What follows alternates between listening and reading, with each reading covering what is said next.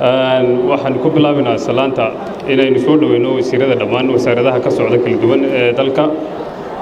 wasaaradda arrimaha gudaha iyo wasaaradda xanaanada xoolaha iyo kalluumaysiga wasaaradda xiriirka golayaasha iyo dastuurka iyo dhammaan wasaaradaha kale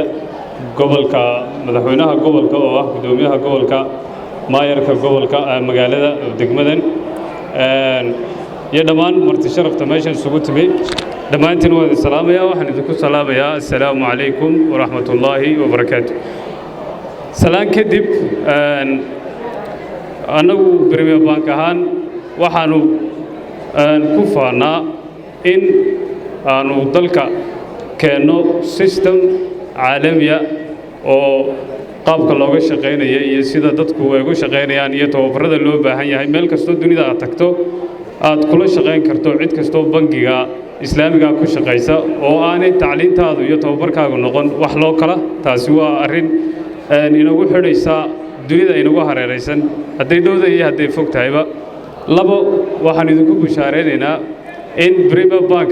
nidaamka shaqaalaysiintiisu uu ku xidhan yahay aqoontaada iyo qalinkaaga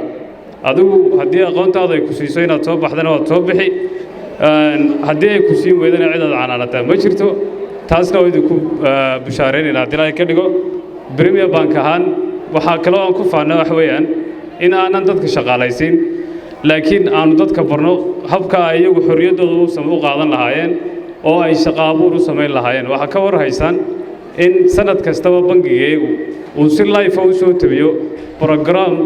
lagu soo bandhigo dhalinyarada hal abuur kale ee jaamacadaha dhamaysay fikirka ay keenaana hadduu noqdo fikir miro dhala uu bangigu maalgelin siiyo marka annaga ujeeddadeeda koowaad waxa weeyaan Somaliland dhalinyarada aan ka leenahay inay iyagu noqdaan berito la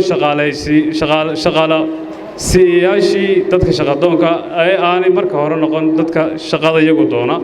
waxa luqadda gaalada lagu yiraahdo job creators haddii ilaahay ka dhigo waxaan hadda ballan ka sidaa maamulka guud ee bangiga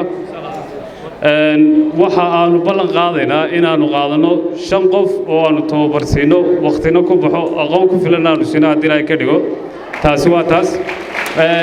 midun baan kula kaftamayaa dawladda taa aan kula kaftamaya waxa weeyaan halkaa waxa ku qoran ninka shaqadoonka ee maanta